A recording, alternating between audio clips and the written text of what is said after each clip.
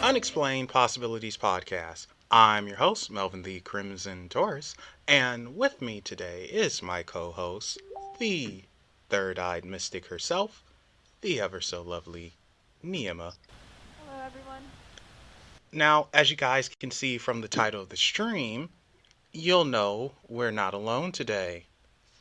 Joining us is a paranormal investigator who is a part of the Dark Alley Paranormal Research Team, the Northeast Ohio chapter, and he's also host of Into the Abyss, and most likely someone who was an Eagle Scout at one point, the man himself, Shawn Gilmore. Shawn, welcome back and welcome aboard. Well, thank you. I don't know about the Eagle Scout part, but I appreciate it. Really? You weren't an Eagle Scout? I'm surprised. No, I didn't make it past Cub Scouts, actually. Oh, Cub Scout. Cracking my voice, though, I might be Cub Scouts again. Okay, well, now we know. So I knew it was one of those things. And before we started, Shawn was making fun of me because I'm freezing in my 60-degree weather out here in California. You know, so thanks, Shawn. No problem. He says no problem. Okay, so Shawn, last time you were here, oh, it was a while ago now too. Last time you were here, you were with Ectovision, I think, and we were going over your little scare with the bat. And now, though, you have a new team and you're doing podcasting. What the heck happened? Oh, man, a lot has happened. Um, well, Ectovision kind of split ways, so we aren't really together anymore. We're really good friends, and we're keeping in touch, but we kind of went separate ways. So I went on, and after Ectovision, after we kind of all went our own ways, I actually tried to start my own team. And, I have a family, and I work a full-time job and everything. It just got to be too much. And so my good friend, Ray Gooseby, and I talked, and we decided that it would be a great fit for me to join them. And so now I'm a full-time member of Dark Alley Paranormal, and I have my podcast, which I started about a year ago, which was kind of a fun little side project that I started.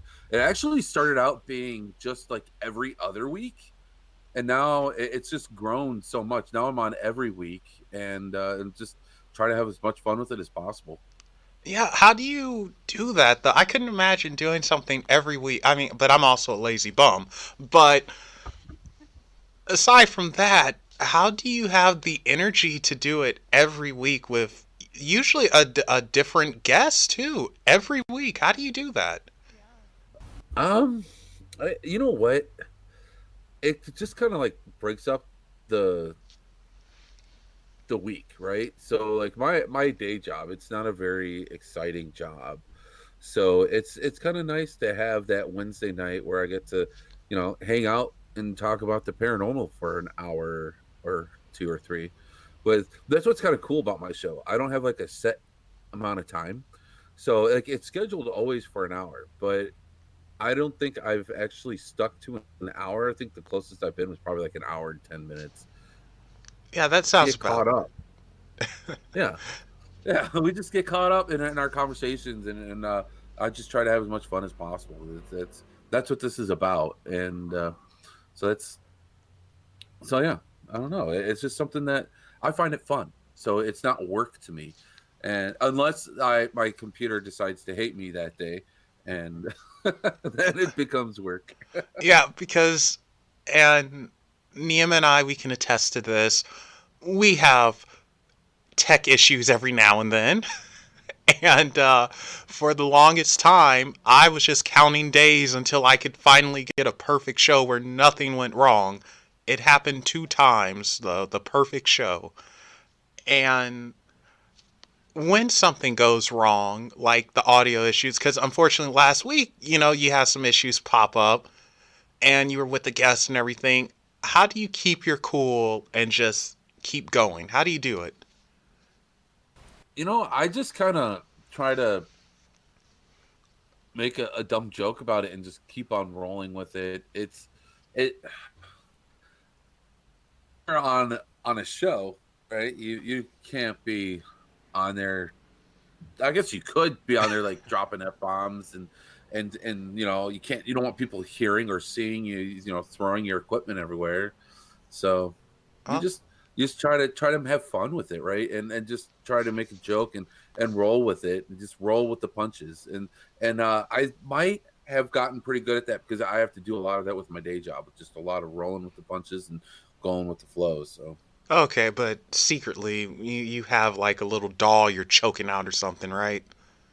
oh yeah. Speaking of dolls, I just got a voodoo doll from New Orleans. It's really cool. Ooh. For real? Yeah, my friend got me one. I'm so excited. But That's I'm kind of intimidated too. So it's just sitting on my counter.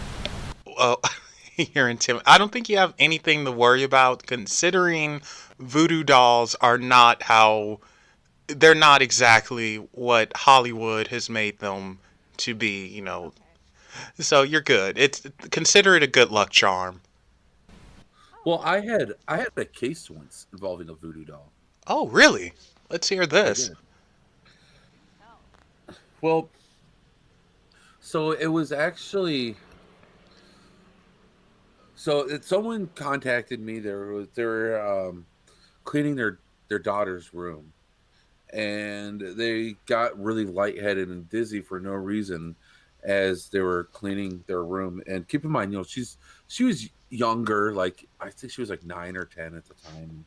She was in school, so she got to this old chair that she got at a fair, and she thought that the problem was this chair. And she called me about this chair, and I went over there and we are talking, and then I noticed doll this little handmade doll with a heart thing on it and stuff. And um I was like, why does your daughter have a voodoo doll? She's like, a what? I was like, that doll that's on that chair is a voodoo doll. Why does your daughter have one? And she told me that an old friend of hers that had a craft night with her daughter once, and that's what she came home with. Right? So, so then after kind of having conversations and everything, it did have the daughter's hair inside of the doll and everything, and it was a very yeah, it was a difficult case. And so we actually uh, I still have the doll secured safely.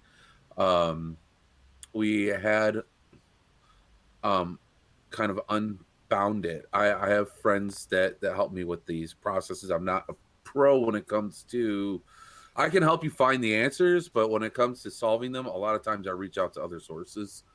So but they have kind of unbound the attachment, and so now it's at this point just sitting locked up, waiting to be pretty much destroyed.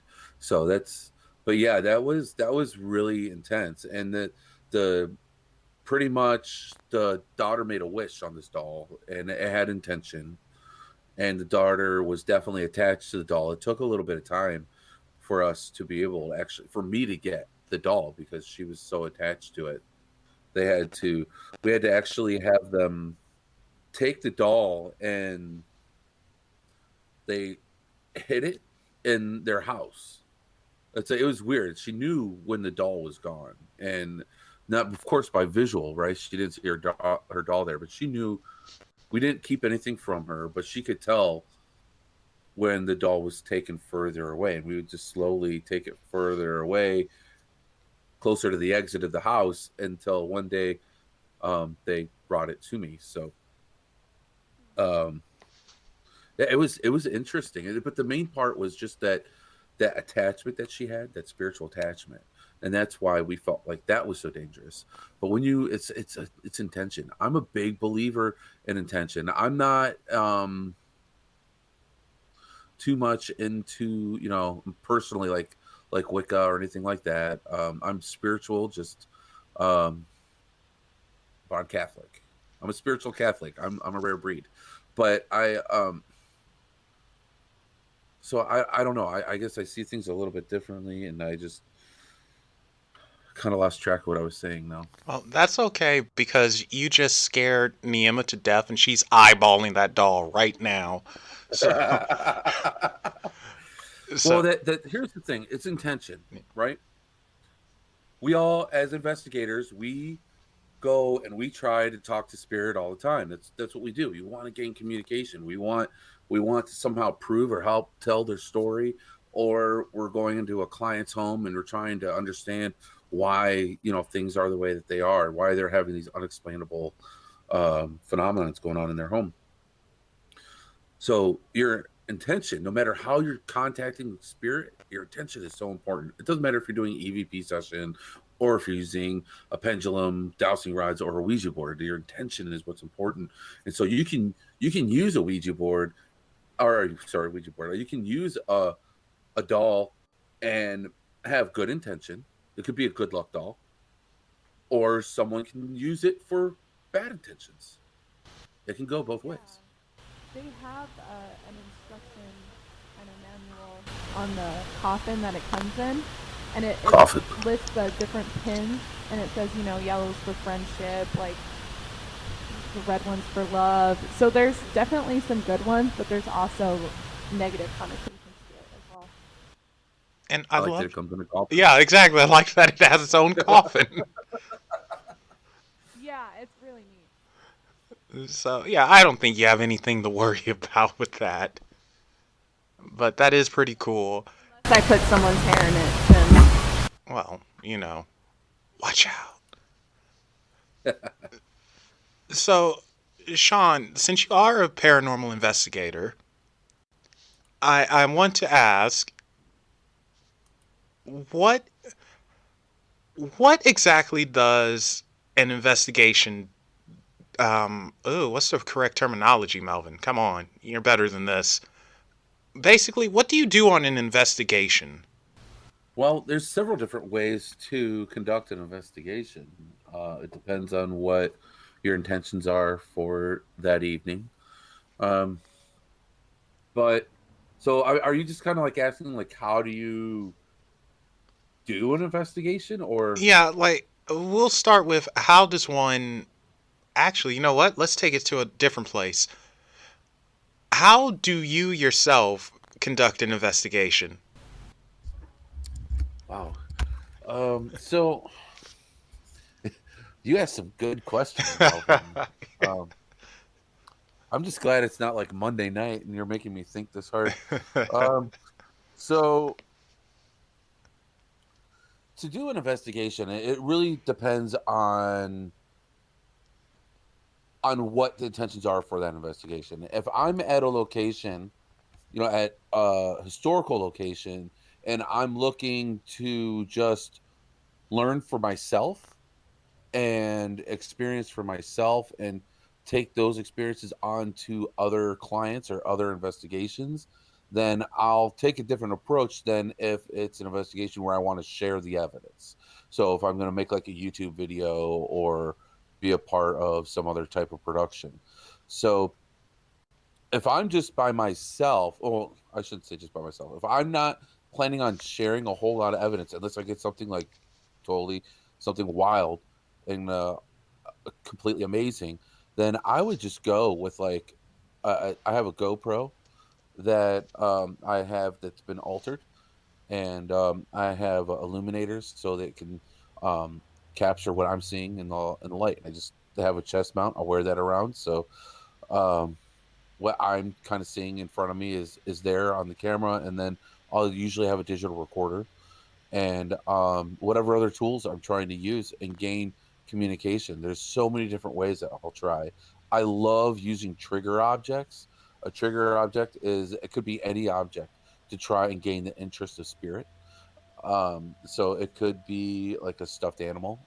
My favorite item that I own is actually a stuffed dog that's been altered to have like a REM pod.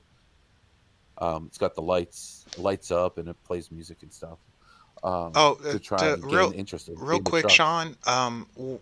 Somebody out there they might not know, but Mhm. what's a REM pod? So a REM pod is a device that is used to detect electromagnetic frequencies, other energies that are around that are unseen. Okay, thank you. No problem. Now the trick is with those is you don't want to have any walkie talkies on or any cell phones on. At least have your cell phones on airplane mode because it can set off a lot of the equipment that we use. The thing is we don't really know what type of energy spirits let off. Or what types of energy spirits are, I should say. So I have pieces of equipment that detect static electricity. I have electromagnetic um, devices, and it's just all. But you have to keep in mind that there are certain things that can set off your equipment in the real world. So even just stray radio waves can affect things. So if there's a debunking and going through your evidence is extremely important. Well, and that's also why it's so important when you ask questions and if you get a response to them, a direct response. I remember when you were using the paranormal pooch, gosh, I can't remember the house, but you know, it was with the bad incident and everything. I joke about it, of course, but um, The bad incident. yeah, Well, that was in the Monroe the House, and Monroe House. Thank you. oh, that house, And yeah, I remember you guys were using it and you were getting responses to your questions and a few other things. It was really cool. And it wasn't just random. That thing wasn't going off just to go off. yeah. No, there at the Monroe House there is extremely intelligent uh, activity there, and we were definitely connecting with it. And I mean, that has to get you super excited too. 100% it does. That place, that was the first time I investigated there, and a quiet night for the Monroe House, which I have learned. There is another um, there's another entity, we'll say, that did not let himself be known that night that we were there. So, but yeah, we still had contact with very intelligent spirits. Now, I'm actually happy you said that there was another entity there who didn't make his presence known because it leads into this. Right now there are a butt ton of paranormal shows like everywhere. You know, it's no denying that it's caught on. That's fine. But one thing majority have in common is the investigators. They tend to just do an investigation for a night, so maybe 6 to 12 hours, depending. And is that actually enough time to truly feel that energy and have whatever's there to come out? Is that really enough time to truly investigate and prove that something is around, or more than something, more like some things are around? Like, is it enough time to connect with the place? It can be. Now, like we with that first time we were at Monroe House, we only did a one night investigation where we started at I think we started probably pretty close to like 6 or 7 in the evening after setting up all of our equipment, and we went on until probably about 4 in the morning. Um, but so when you're at an extremely active place, which is rare. It's a home, I should say. You're at a home that's as active as the Monroe House is. Um, it, you can, if you're having, if the place is active like that, you can, yes, after that one investigation, I would have felt comfortable telling that homeowner, yes, your home is extremely haunted and we need to do further investigation. But see, that's why you need to go back, because after further, I mean, there was another entity that other people, they'll talk about the house, they'll talk about the demonic energy that's there. Um, Personally, I don't like throwing that word demon, demonic out there a whole lot. I feel like um, demonic activity is extremely rare. I think that what's there is not human, but I don't think it's demonic. I think it's another interdimensional being. Um, but it's just as scary and definitely probably just as strong. That thing that's there is crazy. And it didn't, maybe we didn't do, I don't know, maybe I don't know. I think maybe the second time I went there, maybe we upset it. I don't know. Yeah, But it was a very, the second time he actually showed himself to me, oh, but and not like straight to my face. So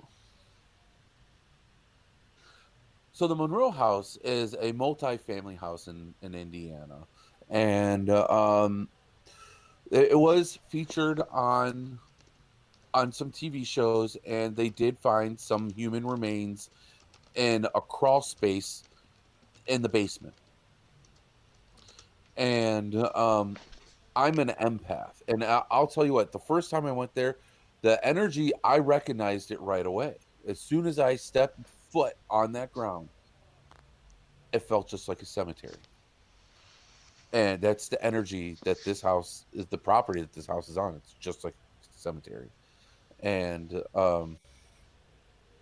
so this second time I went in there, we were doing an EVP session in the basement, and we were asking about Native Americans and if there's any Native American spirits, or if, you know, if they've been desecrated or anything like that, just trying to get answers. And next we heard the most, uh, the only way I could describe the sound is like the loudest cricket you have ever heard in your life. I don't know what the sound was, but it was like 2:30 in the morning, and it was the loudest cricket, the ear piercingly loud. Um, it it really scared all of us that was there. We went to rush upstairs, and we found some like animal bones on the basement ground, on the ground of the basement, and but we ended up going back upstairs. I just felt like we weren't wanted down there, and so after this experience that we had, I I was worried that maybe we disrespected the spirits. So I took some sage and I took some tobacco, and I all I could find was a plastic cup at the time, and I put it in a plastic cup, and I put it on the top of the stairs, and I apologized for if I was disrespectful, and I left that as an offering. And so after some time of us calming down after this, we did go to bed, and well, I had my sleeping bag kind of like sprawled out on this old like sofa. Yes, this is inside the house, by the way. And I was just like in that stage, just about to fall asleep. And that's when, if I get some sort of vision, that's always the stage that it happens at. And sure enough, this night, I had this like vision. I got up from the couch, I walked through the kitchen into this living space, and there was a tall man, for lack of better words, with really long legs. I could tell that his legs were long because of the way that they slanted up when he was sitting in the chair. You know how you could tell when your thighs slanted up? You see a really tall person sitting on, or when even if you sit on like a child's chair, right, your legs slant up. This is how it was in a adult chair, and he had long arms. His elbows were actually, his hands were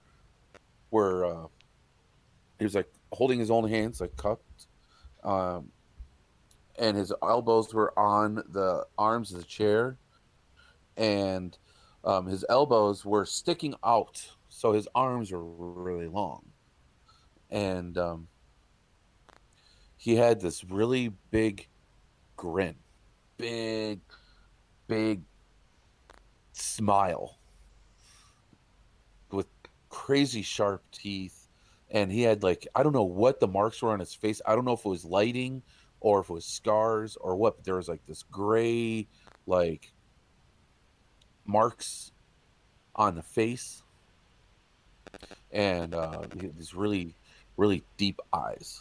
Um, Whatever it was, and so I saw it, and it was like looking at me, like smiling, and I didn't feel threatened, but it scared me so much that I did not sleep well for the rest of the night. We were in another room with the door closed from that area, and there were other people in the room. My fellow investigator Amber Wellman, John Ward, and his wife. They were we were all kind of like spread out throughout the room, and that was seeing something like that. It was just too real. It was too real, and I've had those types of visions I've before, and I just knew that was something showing themselves to me. Um, After thinking about it for a while, I don't think it was trying to scare me. I think it was just trying to show itself to me. I What? feel like what's there was brought there and wants to leave, but for some reason it's stuck. Yeah, And that's people go there and they talk to it like it's a demon and they piss it off and they taunt it. that is Sorry, am I not supposed to say that? no, that's fine. That is one way to show yourself, and three things. Actually, it's probably more than three things, but the first is what you described actually sounds very much like what a friend of mine, his cousin, described. This was years ago in Mexico, of all places, and she was she walked downstairs or something like that, and she was on her couch, and she wanted to eat something or watch something. I don't know. And it was a being that was sitting next to her, and it was tall, it was skinny, and more so than anything, she said that she remembered its smile. It had a weird smile, and the teeth, and its head was weird shape, but that smile and the teeth and the eyes, it freaked her right out, whatever it was. I mean, so when you were describing that, I immediately thought back to that story I heard. Yeah, who knows? What did she ever kind of find out like what she saw was, or No, no, this was so long ago now. No, I don't think they investigate. Well, that house, from what I recall, from what Vinny was telling me, that house was super haunted. They brought in a psychic medium, and her name was Miss Letty, very gifted, and she straight up told them like, "Huh, there's a giant dog running around this property and stuff." It's like that's not a good sign, and and inside it, because they wanted her to exercise the house inside. I was told that things went a bit crazy where um, utensils were actually thrown about. Miss Letty had her hair pulled out to where she actually had a bald spot. The energy just went bizarre, and it just was not good. But saying that though, whatever she saw that might not have been. Oh yeah, and it was eating Cheetos, by the way. Um, so Cheetos. yeah, she said it looked like it was eating Cheetos. But whatever she saw, I don't think that was anything harmful. I think was actually there to teach her a lesson because it turns out that she was a snobby little heifer and she didn't want to share her mess. She was bratty.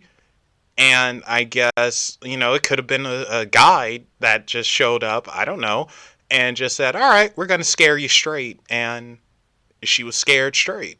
After that, no issues.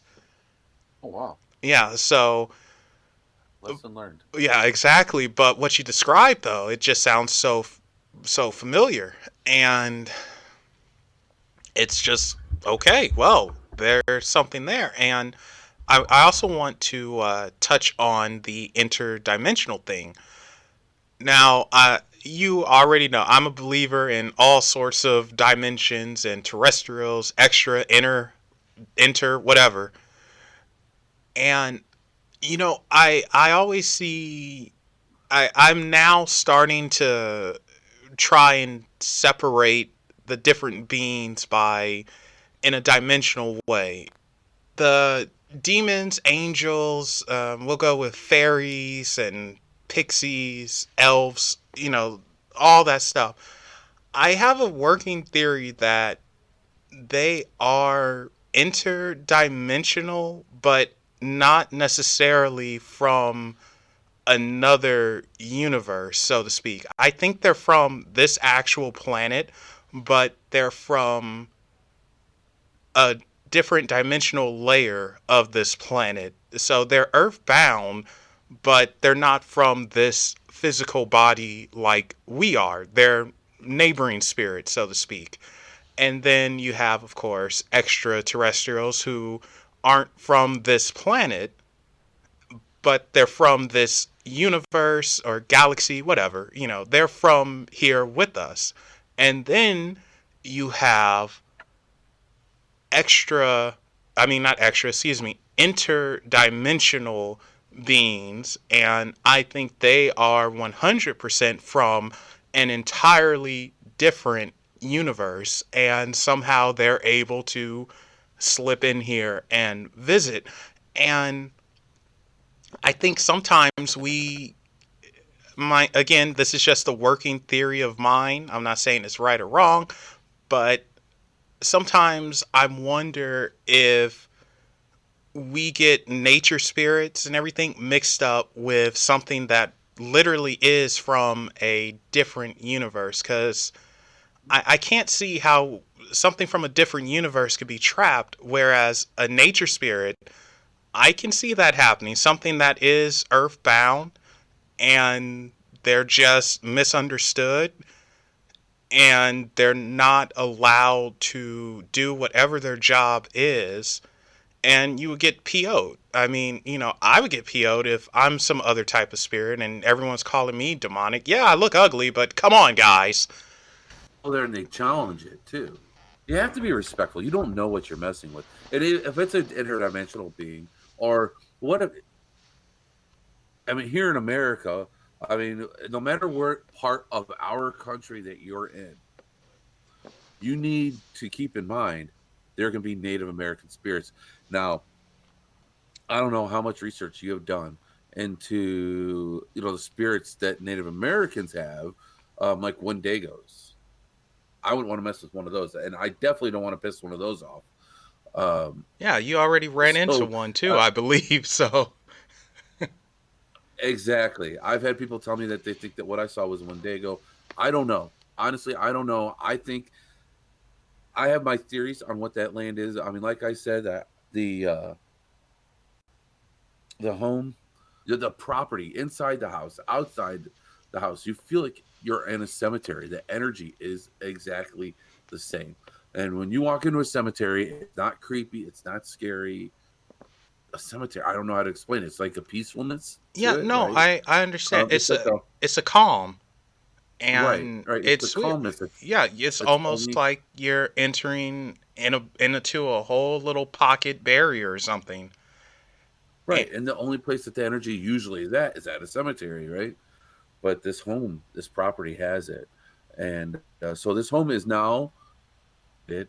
The people that run it are fantastic. They're awesome. Um, and they will give you full reign of the place. And I believe that if you're a paranormal investigator, you should experience this place. This place was purchased by the owners now. It was meant to be a flip. They aren't paranormal investigators. They aren't anybody who's looking for anything like this. They purchased this home. It's a like I said, it's a 3-family home. I said it's a multi-family home, but yeah, it was when they purchased it. It was a 3-family home, and they uh, they wanted to flip it. They never finished. The activity was too much, and they had decided that it wouldn't be right to sell it to someone to live in, to have people live in this home. And I'm going to be honest with you, I agree. Um, I've had investigators saying, "Oh, I would love to live there," and of course, you know what? As an investigator, yes, of course, I'd love to live in a haunted house. That would be so cool, right? But yeah, no, no, you wouldn't. It's cool. It's cool. It sounds cool. It's a good idea. And you know what? People live with it all the time, but not a place like that. Is insane. I lived in a place that was really active growing up. That's what got me into the paranormal. Um, my home now has a spirit in it. She's not very crazy though. It's livable. We can coexist together. But every once in a while, you get that extreme case where it's coexisting. Just it wouldn't be healthy for anybody to live with. so, Neima, what do you say? You want to go down there? No. I'm amazed that he can sleep in these places. Like, is that a normal thing for you to actually sleep in the residence? Well, when you're going to like a historical or a place just for um, paranormal research, a lot of times it has kind of become pretty normal for them to allow the investigators to rest for a couple hours. Some places don't. Some places, they're just not able to. But it's not abnormal. Um, and I'll tell you what. Sometimes it really just beats, paying for a hotel. I don't live in Indiana. It's a long drive, and it's a free place to crash for a couple hours before driving home. I mean, drive. I don't want to drive home for 4 hours after being awake for over 24 hours. So I do appreciate being able to get a couple hours of sleep. So they have let us do that there before. Um, and there are other locations that will let you. Now, for a client, no, that would not be the norm. Um, it's just it's their home. You don't want to. It's as an investigator, we're not there to invade anyone's space. We're there to help people feel more comfortable in their space. Right. Because I heard you say that when you saw this kind of vision, you were in between waking and sleeping. So I was thinking, does that enhance the experience? Um, so of all the locations that I have slept in, I think there's only been one that I didn't have more experiences when I was trying to sleep. So I think for personal experience, yes. And what those as an investigator, what those personal experiences do is it helps teach me for for clients when I'm going into a private residence investigation. Um, so another thing that happened to me when I was trying to fall asleep was at another place in Indiana. Um, there was a building called what was it? I think RCI Randolph County Infirmary. I think they changed the name, but that's what I know it is. So I'm going to stick with it. And So we just did an investigation. I was with Ectovision at the time, and we finished filming, and we were actually so tired that we didn't break down before going to bed, and we just had some air mattresses that we set up in these front office rooms. They let us crash there before breaking down and leaving. And Eric McGill was in his air mattress on one side of the room. I was in um, on the other side of the room, and passed right out. I am not that kind of a sleeper. I have to lay there for a little bit, my eyes, and boom, I'm sleeping. I wish, if only, life would. Oh, anyways, I love sleeping, and if I could just fall asleep like that, that'd be a fantastic thing. So, anyways, I was laying there trying to just like calm down and get myself to go to sleep. And as I was laying there, I saw this apparition form. It was like a swirling mist thing form. And it came as fast as it went. That was really cool. And I didn't feel threatened or anything. It was just like something just like wanted to let me know it was there. It was just like came and then it went. I was like, holy cow. My first thought was, why don't I have a camera set up right now? I need to have a camera. What if I amazing. But I didn't. And so yeah. At locations, yes, it can enhance because you, like I said, I get these visions just as I'm falling asleep. And I think that's because that's when you, just a theory of my own, and I know it's other theories that are out there too, though, are at that state. That's when you are the closest to the spirit realm. And so getting to know that, and that's so yeah. I think that it does. For me as an empath, it helps me kind of understand the energy more. Um, but there's some places that I absolutely would not sleep in. Yeah, I completely agree with that kind of state of consciousness that leaves you really open to the spirit realm. So that's why, for me, I could not fall asleep in a place like that. Well, Cool.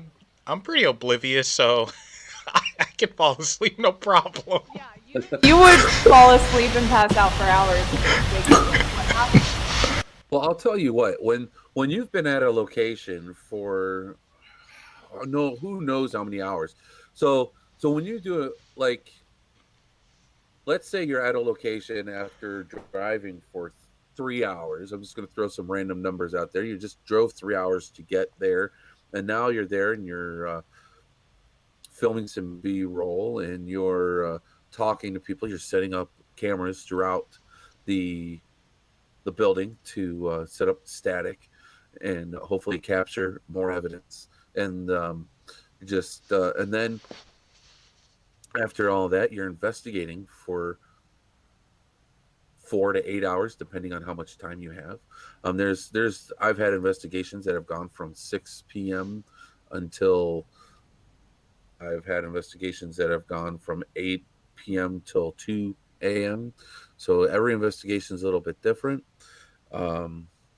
But when you are investigating for 4+ hours after driving for hours and you're just exhausted, and just to get a little bit of shut eye is it's pretty much either, for me, either you get a hotel or you're going to park your car for a couple hours at Walmart, or you set up an air mattress for a couple hours in a haunted building. And honestly, I would really, with out of all of those, I don't know. Like I'm kind of like, I worry about other things. Okay, I don't really worry too much about spiritual stuff. I mean, I protect myself, so I guess I do kind of worry about that a little bit. But like when I think of like the type of hotels that I would stay at for an after investigation, it's going to be a cheap place. So I'm going to not sleep because I'm going to be scared of like bed bugs or something, right? Or cockroaches following me home. Yeah. That because one thing that I have learned is through my line of work is that insurance does not cover bed bugs. So I like have like a serious phobia of that. So so I'd rather risk, and then everyone knows what can happen in a Walmart parking lot. I don't know. Maybe I just haven't. I've watched too many movies. I don't know. So I'll take my chances with the ghosts. Well, when you put it that way, okay. So you mentioned that you protect yourself, and we've spoken about this before, but just in case there are people out there who don't know, what does that entail? What is this protection that you mentioned? Well, I have learned with being an empath, um, I I have to shield myself, which is it's like weird because I to give a little bit of history on myself. I was brought up Jewish, and I'm now Catholic, and I am also a paranormal investigator who is an empath, and I also sage and wear Apache tear on my neck every day. So all of that is from what I've learned through the paranormal. It's a spiritual path that I've been on. And so with protecting yourself,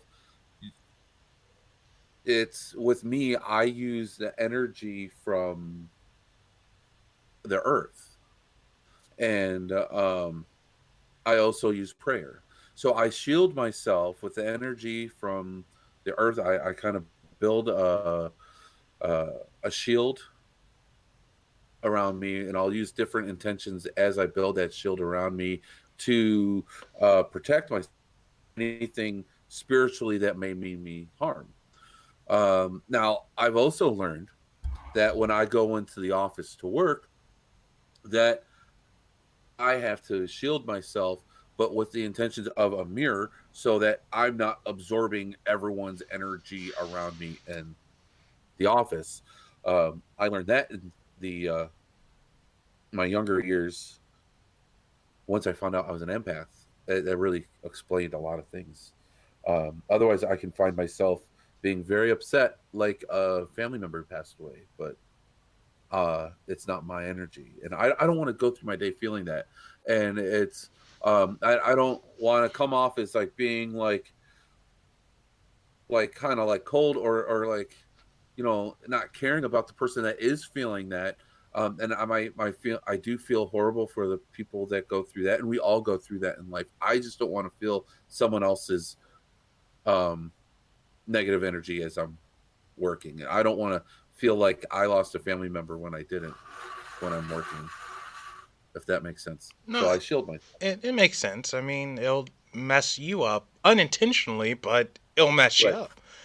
So Right. I get it. So Uh, yeah, so shielding is very important, and I use the energy of the earth to do that. And I've had a lot of great guides to teach me how to do it. Neema, do you use any protection or anything? Oh gosh, that sounds bad when I put it that way. Do you use protection, Neema? Well, I prefer Trojan now.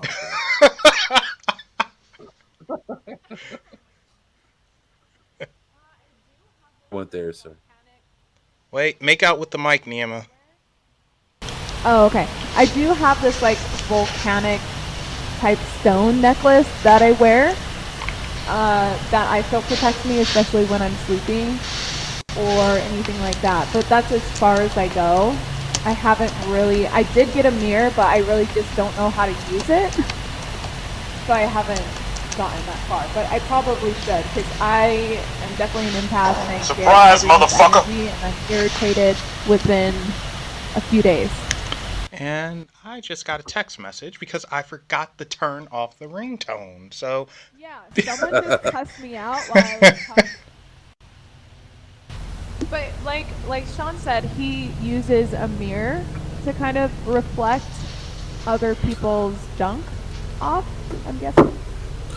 Well, what I do is what I was talking about there is I envision my shield to be like a mirror. So it's like with the Oh, intention okay. of being a mirror. So what they have reflects. I actually wanted to ask you about that. I was going to ask if you were talking about like a scrying mirror. I have one of those. Yeah, I heard you mention that in one of your podcasts. That piqued my curiosity because you said you had like a double-sided one. Yeah. Yeah.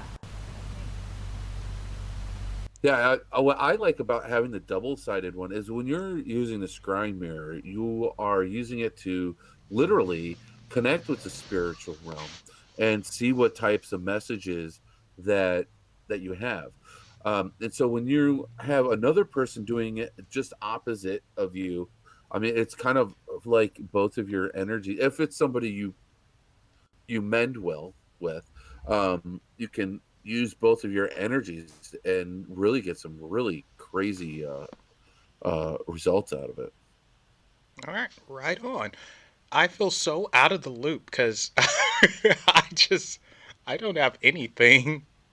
I'm a little I'm a little superstitious with mirrors sometimes, and Yeah, I heard some of them have like some people say it's bad luck to carry around a mirror on your well, person. I don't think it's bad luck, but depending, I think they can be used for doorways for whatever reason. So Mhm.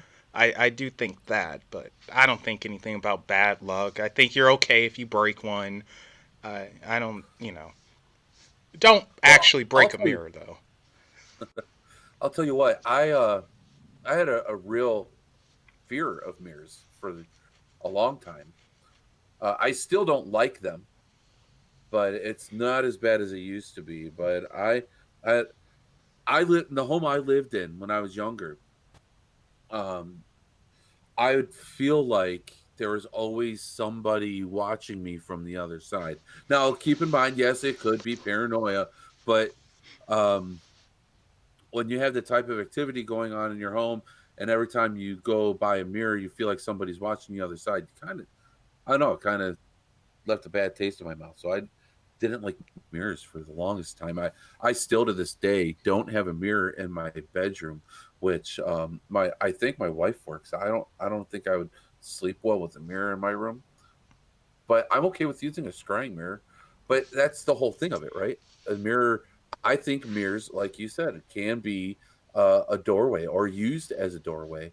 And I don't want that in my room when Yeah, I'm sleeping. I can understand that. Actually, you reminded me of something old friend said, and this is going to the aliens actually. Um, Gray aliens in particular, they tend to they're able to somehow manipulate light to create a type of cloaking. It's not perfect, but 95% of the time it works as intended.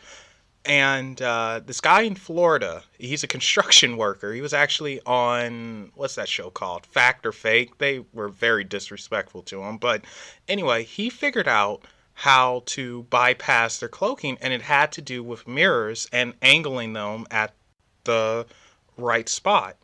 And he did it, and he actually captured footage of a small gray alien of some sort.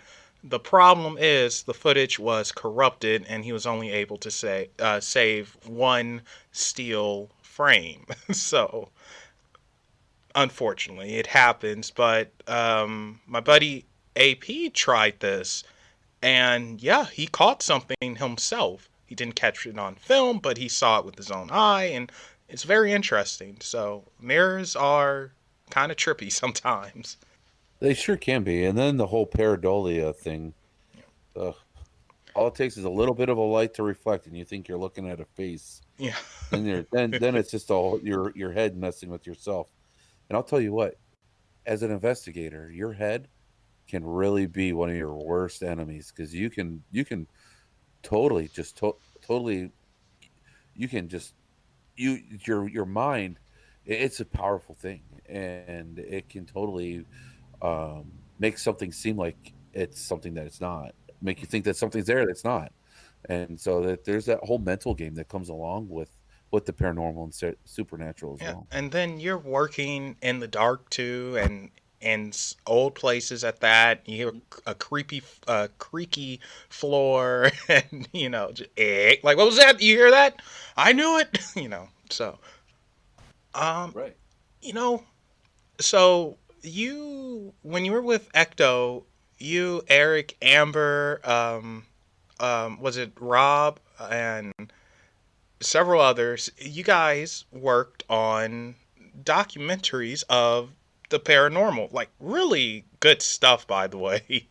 Like, still to this day love it, and the production value is amazing.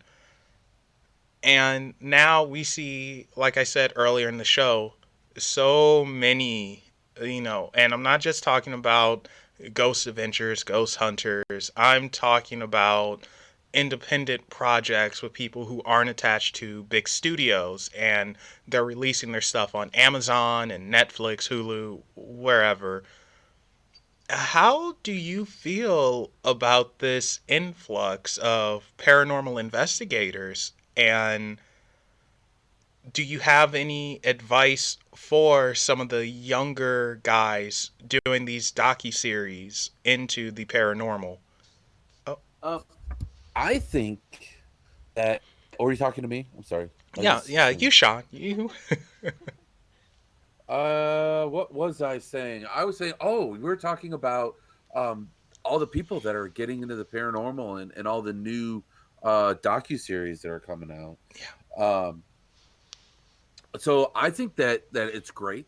I think that people it this that people need this. Human beings, we need this, especially now with everything that's transpiring to with our planet and around us. Um, However, I feel like people are uh, disregarding a lot of things. I don't want to go as far as say that people are being disrespectful, but I feel like they're not taking it as they're not taking the risks as seriously as they probably should be, and I worry that some people may end up with problems, bigger problems than what they had anticipated. I just hope that everyone that goes out there is also finding their way to protect themselves, whether if it's through prayer or shielding or whatever their higher power is. I hope that they're bringing them with them. Me personally, I always bring. I ask Archangel Michael to come with me and my spirit guides to be with me, and I ask for a lot of protection because of all the risks that can come with the investigating. And I just hope that, and that would be my biggest thing to advise anybody. That protecting yourself is extremely important, whether if you are a skeptic or not. If you're a skeptic, that's fine. Say a quick Our Father, ask for protection, be done, whatever your thing is, ask for some sort of protection. That's the only thing, because it's the risks out there are real, and you don't always realize that when the paranormal is messing with you. So it's a slippery slope. But yeah, that's my biggest concern is just people not taking the risks as seriously as they should, because it's not like we're out parasailing. We're not climbing a mountain. We don't have rappelling equipment. We don't have helmets that are going to protect us. You can't see what can harm us, and we can't always directly see the harm that it's doing. Okay, that makes And it doesn't sense. only put us at risk. It doesn't only put us at risk. It also puts other people at risk, people around us, and the next people that might go into the building, things like that.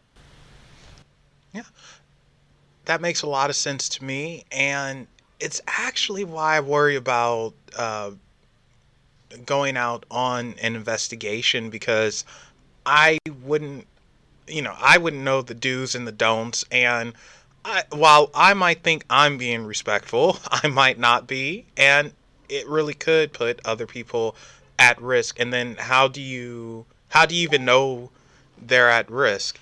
What the heck? Oh, I didn't realize this was open. Okay, so, well, people on chat heard it. You guys didn't, so don't worry about it. See, the ticking stopped now. Well, Yeah. I don't know The why. noise is gone. What'd you do? I didn't do anything. It fixed itself. It wasn't me. Oh, oh. Nice. Gotta love it when that happens. But yeah, that's one of my biggest concerns if I were to go out and being inexperienced and at times just an oblivious moron, and then somehow getting an attachment or something like that, that I would feel terrible. And you won't know it happens until something actually happens. And I think that's one of the worst things because we truly don't understand the other side. We don't really know what we're interacting with. We can make assumptions, of course, and deductions, but unless we're there ourselves, we truly don't know. And who knows how patient something is? From what I understand, if it's a spirit and they don't like you and they're very upset at you, they have all the time in the world to wait to get back at you. It's like, what? I'm going to miss a business date or something? I mean, and that's one of the things that really concerns me and actually stops me from wanting to investigate, believe it or not. Well, yeah, and that's that. The risk is real. Yeah. It happens. I've had things come home with me, and I've got a family that I need to protect. It's the risk is real.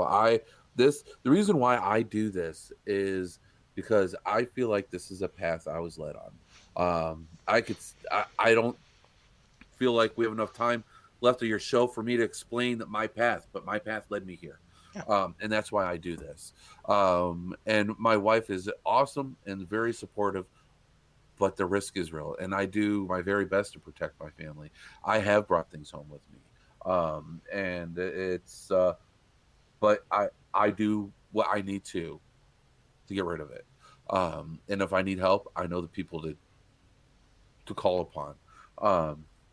One time, just to tell a quick story, I was at the Madison Seminary in Madison, Ohio. Actually, this is the first time I was there. This was years ago before the owner who owns it now owned it. It was a very intense investigation. When I left there, I was very angry. I don't know why, but I was angry, and so this negative energy that was there deeply affected me. And so that was on a Saturday night, and so Sunday, there's the paranormal hangover, which was it was completely normal paranormal hangover. You just like feel completely drained. You're like spiritually drained, and it's like a hangover, but only it feels more inside. Is that a good way to explain it? I don't know, but it makes sense to me. It's more inside than like a physical pain. It's like an inside. It's like a spiritual drainage. Anyways, so then that Monday at work, I was eating a combo, and I chipped a tooth. Oh. I was eating a combo, right? I'm like, what the heck is this, right? So the next day, I finished my day at work because I couldn't just up and leave work, and thank God I don't work with the public face to face, so it's okay. And the next day, I go to the dentist. And after the dentist, I actually what was really weird about this dentist visit is I had just moved to the area that I live in now, and so it was a new dentist office. There's a Bible sitting on the side table. I was like,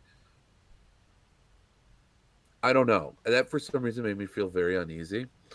I don't feel like what types of things are they doing in this dentist office that people are feeling like they need the Bible as they're sitting in the waiting room? I don't know. Maybe I don't know. I know there are people out there that are definitely afraid of this dentist, of not this dentist, of any dentist.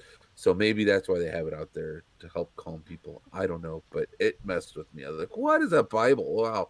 So, anyways, after this dentist visit, um, I am driving to work and my car died. Now, my car, it was an older car, but it had a brand new alternator on it. I took very good care of this car. I loved this car. Um, like I said, the alternator was brand new, and that's what went out. The alternator was literally a week old, and it went out. It wasn't a rebuilt alternator; it was a brand new alternator, and it went out. And I'm not. I don't know. Amongst that and other bad luck that had happened to me throughout that week. So there's lots of praying, lots of saging, and everything that before things got back to normal. But that is the craziest thing. That and my there's another time after the Monroe House investigation. There's a time that my front door flew open, but Oh, but other than but jeez, man. oh, and so I was sitting there watching TV, minding my business, and my door flew open. It swung open. It wasn't just like a creak, like in scary movies they'll show like a creak. No, this was a whoosh. The door flung open. It hit. I have an old heater. My house is 100 years old. I have one of those old boiler heaters. It hit my heater stack, and so it opened very violently. And so my reaction was literally I stood up and I was like, get the F out of my house right now. And I slammed the door and I saged my house. All right, that's totally like a paranormal investigator thing to do. You know what a sane person would have done? They would have said nope and ran the heck out of there. Like nope. But I literally said I said oh oh heck effing no, get the F out of my house. you can curse. It's fine. The door. Oh, I can? Yes. Okay, fine. I said, oh, hell motherfucking no, get the fuck out of my house. And I slammed my door shut and I saged my house. And I haven't had that problem since. So I think I'm gonna have to clip that one. Oh, I'm sorry. No.